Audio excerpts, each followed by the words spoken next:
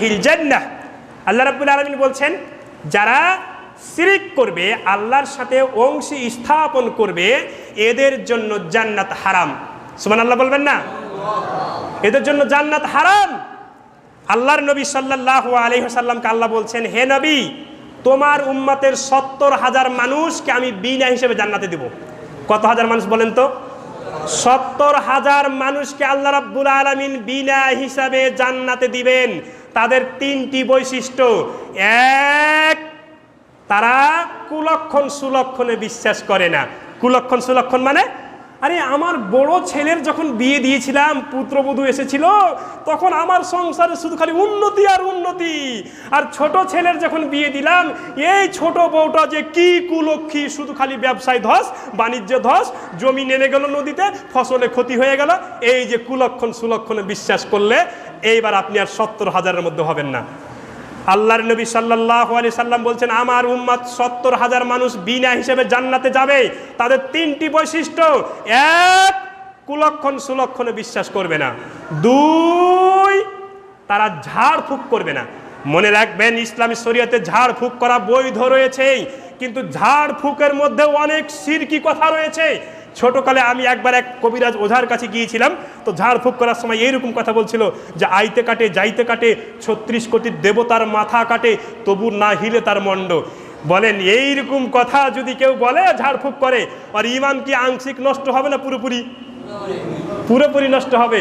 তো মুহাম্মদ সাল্লাল্লাহু আলাইহি ওয়াসাল্লাম মনে হচ্ছে আমাদেরকে দেখে দেখে বলছেন যে আমার উম্মত 70,000 মানুষ বিনা হিসেবে জান্নাতে যাবে। তাদের 3টা বৈশিষ্ট্য, তার মধ্যে 2 নম্বর বৈশিষ্ট্য হচ্ছে তারা ঝাড়ফুঁক করে না। কারণ মুহাম্মদ সাল্লাল্লাহু আলাইহি ওয়াসাল্লাম ভয় করেছেন ঝাড়ফুঁক করার মধ্যে শিরকের গন্ধ বেশি আছে। ঝাড়ফুঁক করার মধ্যে দিয়ে শিরকের আবিষ্কার বেশি হয়। যদিও ঝাড়ফুঁক ইসলামে বৈধ রয়েছে, রাসূলুল্লাহ সাল্লাল্লাহু আলাইহি ওয়াসাল্লাম সূরা ফালাক নাস দিয়ে ঝাড়ফুঁক করতেন। 3, সার্বক্ষণিক আল্লাহর প্রতি ভরসা রাখতে হবে। এবার আবার একটু বলি, বিনা হিসাবে 70,000 মানুষ জান্নাতে যাবে, এদের 3টি বৈশিষ্ট্য বলুন তো দেখি। এক, কুলক্ষণ সুলক্ষণে বিশ্বাস করে না। কুলক্ষণ সুলক্ষণ মানে, এই যে হিন্দুদের দুর্গা পূজা শুরু হয়েছে আর বৃষ্টি শুরু হয়ে গেছে, এরকম কথা অনেকে বলে কি বলে না? এই কথা বললে কিন্তু আপনি আর 70,000-এর মধ্যে যেতে পারবেন না। যে হিন্দুদের দুর্গা পূজার সাথে বৃষ্টিকে আপনি মিলিয়ে দিলেন, বা বৃষ্টি দুর্গা পূজার সাথে বৃষ্টির সম্পর্ক করে দিলেন, তাইলে এইবার কিন্তু আপনি আল্লাহর সাথে শরীক স্থাপন করলেন। বৃষ্টি আল্লাহ যখন প্রয়োজন মনে করেন তখন দেন, এই পূজার সাথে বৃষ্টির কোনো সম্পর্ক নেই। এইটা কুলক্ষণ সুলক্ষণ হয়ে গেল। আর 2 নম্বরে কি বললেন? ঝাড়ফুঁক, ঝাড়ফুঁক করে না। আর 3 নম্বরে সর্বক্ষণিক আল্লাহর প্রতি ভরসা করে। এরা কোথায় যাবে? বিনা হিসাবে জান্নাতে যাবে।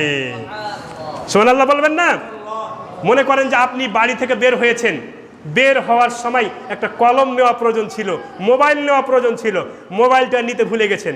তখন আপনি বলছেন, আরে খুতবা দিতে যাইতাম শেখদি খাসের বাড়ি মসজিদে, প্রথমেই বাধা, মোবাইলটা ভুলে গেলাম, কলমটা ভুলে গেলাম, আজকে আর খুতবা দিতে যাব না, আজকে খুতবা দিতে গিয়ে সফল হব না, আজকে বোধহয় রাস্তায় কোনো অ্যাক্সিডেন্ট হয়ে যেতে পারে।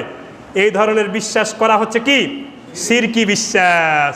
তাহলে কিন্তু আপনি আর জান্নাতে যেতে, এই 70,000-এর মধ্যে যেতে পারবেন না। স্বামী স্ত্রী কথা বলছেন, এমন সময় টিকটিকি বলে উঠছে ঠিক ঠিক ঠিক ঠিক ঠিক, তখন আপনি বলছেন, এই দেখছো তোমারটা ভুল আমারটা ঠিক। আমি যখন বলেছি তখন টিকটিক ঠিক ঠিক বলেছে, আমারটাই সঠিক তোমারটা ভুল। আচ্ছা বলেন, টিকটিকির মুখের বলি হচ্ছে ঠিক ঠিক, আপনি আশরাফুল মাখলুকাত হয়ে আপনি বুঝতে পারলেন না আপনারটা সঠিক না আপনার স্ত্রীটা সঠিক, আর আপনি কিভাবে বলে দিলেন যে দেখছো আমারটা সঠিক, টিকটিকিতে ঠিক ঠিক বলেছে? এইরকম বিশ্বাস যদি আপনি করেন, তাহলে কিন্তু আপনি আর 70,000-এর মধ্যে বিনা হিসেবে জান্নাতে যাওয়ার সুযোগ আর নাই। অনেকে বলছে, এ কাক ডাকছে রে, কে যে মরবে, এই যে আবার কাক ডাকা শুরু হয়েছে, ওই গত বছর কাক ডাকাতে তো দাদু মরেছিল, এবার ফের ওই মরার কাক ডাকছে, এবার যে কে মরবে, কার ভাগ্যে যে মরণ আছে। কাক ডাকা কোনো মরণের কারণ নয়। খলাকাল্লাহুল মাউতা ওয়াল হায়াত, হায়াতও নির্দিষ্ট, মৌতের সময়ও নির্দিষ্ট। কাক ডাকের সাথে মৌতের কোনো সম্পর্ক নেই। আপনি যদি এই কথা বলে থাকেন, তাহলে কিন্তু আপনি শিরকের মধ্যে, এবার 70,000-এর মধ্যে আরো আপনি হতে পারবেন না।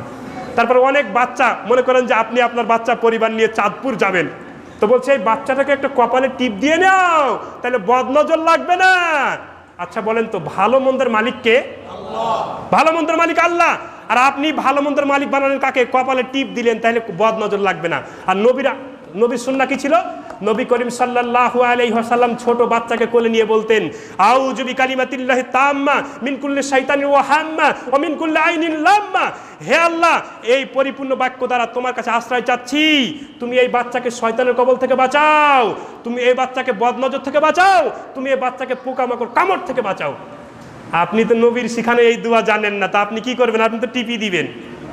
নবীর সুন্নাহ তো জানেন না আপনি, তাহলে নবীর সুন্নাহ আপনাকে জানতে হবে। এটা হচ্ছে নবীর সুন্নাহ, আর ওটা হচ্ছে শিরক। ভাইরা আমার, সময় সংক্ষিপ্ত হওয়ার কারণে আমি আমার এখানেই আলোচনা শেষ করতে বাধ্য হচ্ছি। আরেকটি কথা বলে নিই, আমাদের সমাজে একটা কথা প্রচারিত আছে, যমজ কলা খায় না, যমজ কলা খাইলে নাকি এই কি হয়, জোড়া বাচ্চা হয়। তা আমি মাঝে মধ্যে কলার দোকানদারকে বলে থাকি যে ভাই, যত কলা যমজ কলা আছে সব যমজ কলা আমাকে দিয়েন, যমজ বাচ্চা যদি হয় তাহলে একই কষ্ট দুইটা বাচ্চা হয়ে গেল। আসলে যমজ কলার সাথে জোড়া বাচ্চা হওয়ার কোনো সম্পর্ক নেই, এটা হচ্ছে একটা শিরকি আকীদা। আল্লাহ রাব্বুল আলামিন আমাদেরকে শিরকি আকীদা থেকে বাঁচার তৌফিক দান করে বলেন।